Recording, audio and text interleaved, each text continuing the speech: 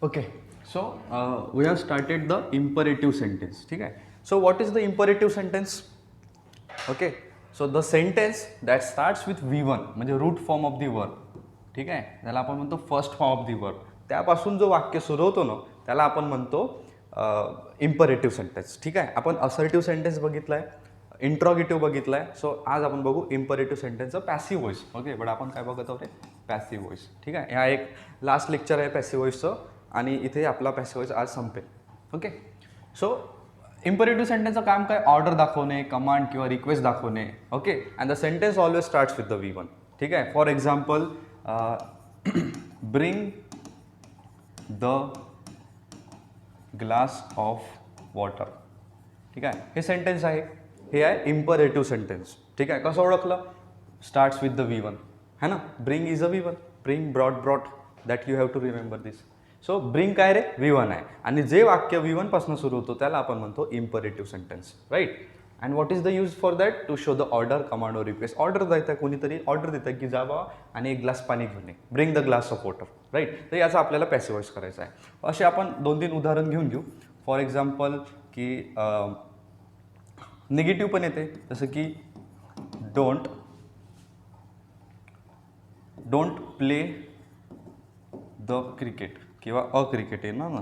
Okay, let me reduce the size. Okay, don't play cricket. ठीक आहे, हे एक सेंटेन्स आहे negative. And third is sit down. So sit है ना, this is also the V1, so it is also considered as the imperative sentence. Right. Okay, and second is what, play cricket और don't play cricket. तर हे पण वाक्य काय V1 न सुरू झालं आहे. ठीक आहे, याला पण आपण as a imperative sentence consider करतो. आता बघा, इम्परेटिव्ह सेंटेन्सचं पॅसेज बनवताना आपल्याकडे 2 फॉर्मॅट आहे. ठीक आहे, की फर्स्ट इज आपण सेंटेन्स सुरू करू लेटने, आणि दुसरा आहे एक डिरेक्टली त्यांनी एक लाईनच दिली आहे, you are requested to dash. ठीक आहे, आता याचं सांगतो मी तुम्हाला की ज्या वेळेस तुम्हाला सेंटेन्समध्ये क्लिअरली ऑब्जेक्ट दिसत असेल, इम्परेटिव्ह सेंटेन्सबद्दल बोलतो, एकदम क्लिअरली तुम्हाला ऑब्जेक्ट दिसत असेल, so you have to use और यू हॅव टू मेक काय खुल्लं.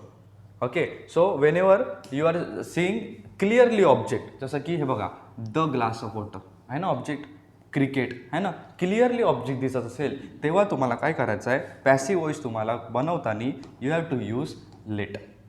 ठीक आहे, हमेशा लेटचाच वापर करायचा. ठीक आहे, यू आर रिक्वेस्टेड टू एकदम रेअर केसमध्ये यूज करायचा, when you are not seeing any object. जसं सीट डाऊन आहे, सो हा डाऊन जो आहे हा ऑब्जेक्ट नाही आहे. Right, you may have seen about that. So जर तुम्हाला क्लिअरली ऑब्जेक्ट नाही दिसत असेल तर तुम्हाला you are requested to. And if the sentence considering the clear object then you have to use the let. मग कसं होणार, सुरुवात होणार लेट, त्यानंतर येणार object, let the glass of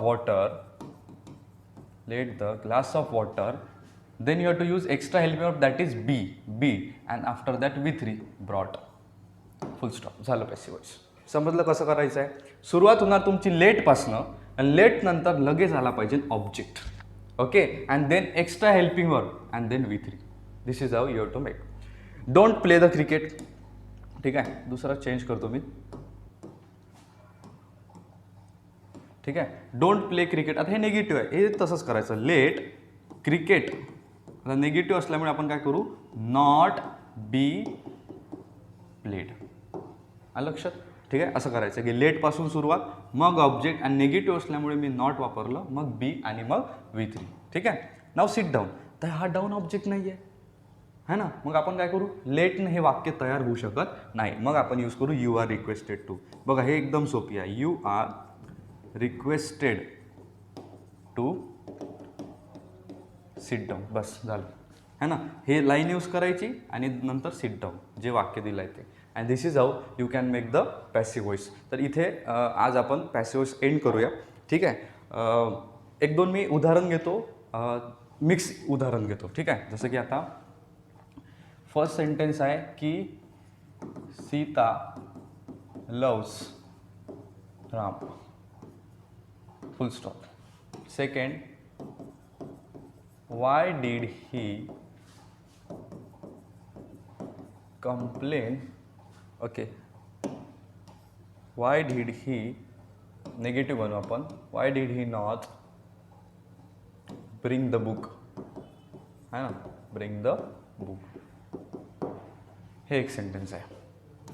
number 3, don't give me advice. Number 4,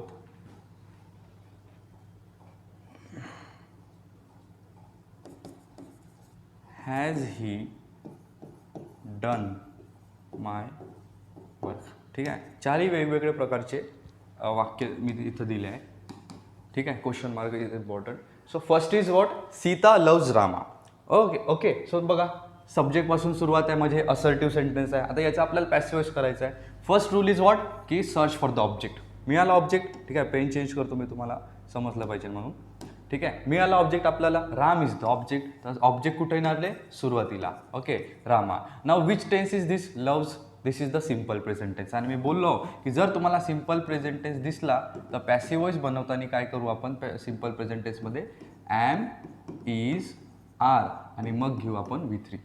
ठीक आहे, you have to remember this thing. मग कसं होणार, रामसाठी काय वापरू, इज, लव्हचा V3, love by Sita. Subject एकदम शेवटी येणार, बाय सीता. आलं लक्षात. This is how you have to make. Why did he not bring the book. Okay, this is the interrogative sentence, question form. तर मी ऑलरेडी सांगितलं आहे की WH वर्ड सुरुवातीलाच ॲज इट इज कॉपी करून घ्यायचा. काय आहे, वाय दिसलं ना, लिहा वाय.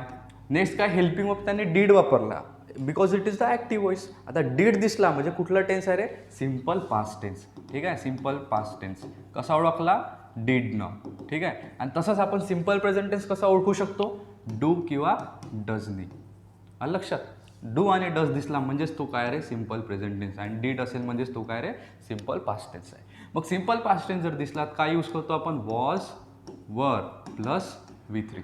राइट. तो अभी इसका कैसे होगा, वाई के बाद हम यूज करेंगे, देखो ऑब्जेक्ट क्या है, द बुक. तर द बुकसाठी काय वापरू मी, वॉज की were, was. Absolutely. Why was the book, ब्रिंगचा V3, ब्रॉट बाय, सब्जेक्ट काय, ही, हीचं काय होणार, by him, and question mark is compulsory. ठीक आहे. So this is how you have to make the passive voice of any interrogative sentence. ती तर असं काय, डोंट गिव्ह मी ॲडवाइस. आत्ताच बघितलं आपण, इम्परेटिव्ह सेंटेन्स, आणि नेगेटिव्ह आहे तो आन्सर नेगेटिव्ह. आणि बघा, मी ॲडवाइस, दोन ऑब्जेक्ट आहे, कुठलाही एक घ्या. ठीक आहे, आणि ऑब्जेक्ट क्लिअरली दिसत आहे म्हणजेच वाक्य बनणार लेटपासून. ठीक आहे. सो लेट, आता बघा, एक तर मी पण ऑब्जेक्ट कन्सिडर करू शकता किंवा ॲडवाइस. दोन ऑब्जेक्ट आहे तर दोन आन्सर बनेल, मागच्या लेक्चरला मी सांगितलं आहे. सो आता मी घेतलं सपोज, तर मीचं आहे नाही करायचं इथं, काहून, इथं लेट आहे. Okay, so let me be given advice, full stop, झालं. ठीक आहे. आता मीला ऑब्जेक्ट कन्सिडर केलं. आता हेच वाक्यामध्ये मी याचा दुसरा आन्सर देतो, let advice be given to me. ठीक आहे, this is the another answer for this. ठीक आहे, बट सुरुवात नेहमी कशापासून आहे, दोन्हीची लेटपासून. लेट नंतर लगेच आला पाहिजे ऑब्जेक्ट. इथं मी मीला ऑब्जेक्ट कन्सिडर केलं, इथं मी ॲडवाइसला ऑब्जेक्ट कन्सिडर केलं. Okay, now last is has he done my work. So this is also the interrogative sentence, but this is the verbal question, yes no question. Why, because it is started with any helping verb. ठीक आहे, मग काय करायचं, same helping verb copy करायचं आहे का, अजिबात नाही. त्यांनी घेतलं आहे अकॉर्डिंग टू द सब्जेक्ट, आपण अकॉर्डिंग टू द ऑब्जेक्ट घेऊ. तर ऑब्जेक्ट काय, माय वर्क. तर माय वर्क पण सिंग्युलर आहे. आणि हॅज, आता टेन्स कुठला आहे, हॅज डन, म्हणजेच हा आहे present perfect tense. Present perfect tense. Part पाहिजे ना आपल्याला 12 कन्स्ट्रक्शन. कसं ओळखलं, हॅज, हॅव प्लस V3 म्हणजेच प्रेझेंट परफेक्ट टेन्स. तर याचा पॅसिव्ह बनवताना काय करायचं आहे, हॅज हॅवच यूज करायचा आहे, एक्स्ट्रा त्यांना द्यायचा आहे बीन, आणि मग V3 यूज करायचं आहे. ठीक आहे. तर कसं होणार, हॅज माय वर्क. आता बघा, मी हॅजच का ठेवलं, मी काय केलं, ऑब्जेक्टला कन्सिडर करून मी ना हॅज घेतला. जर इथं माय एक प्लुरल ऑब्जेक्ट आला असता तर मग मी तिथं हॅज नसता घेतला, मी काय घेतला असता, हॅव घेतला असता. आलं लक्षात. सो हॅज माय वर्क, मग एक्स्ट्रा काय बघा, बीन वापरायचं आपल्याला. हॅज माय वर्क बीन, डनचा V3 डनच आहे, done by him, question mark. So this is how we have to make the passive voice. तर इथपर्यंत समजलं तुम्हाला. सो आज आपण थांबवू इथपर्यंत. आज आपण दोन बघितले, इंट्रॉगेटिव्ह सेंटेन्स आणि इम्परेटिव्ह सेंटेन्स. ठीक आहे. So you have to do the practice की हे तुम्ही आता मी तुम्हाला चांगल्या पद्धतीनं सांगितलं, so you have understood it, I know. Okay, but you can not make the sentence as I made it, the answers. Okay, why? Because you lack the practice. So you have to do one thing, that you have to do lots of practice about दिस, की वेगवेगळे वाक्य घ्या आणि त्याचं object शोधण्यापासून तर passage बनवण्यापर्यंत स्वतःहून practice करा. Unless and until you do not practice it by your own, you cannot be the master in this topic. कारण बहुत सोपी टॉपिक आहे आणि तुम्हाला 8मध्ये पण मिळेल, 9thमध्ये पण मिळेल आणि as well as in 10th, 11th and 12th even. ठीक आहे. So you can easily grab this 2 marks in your paper. Okay, so this is all about. If you have to write anything, you can take the screenshot. Okay, so thank you for today.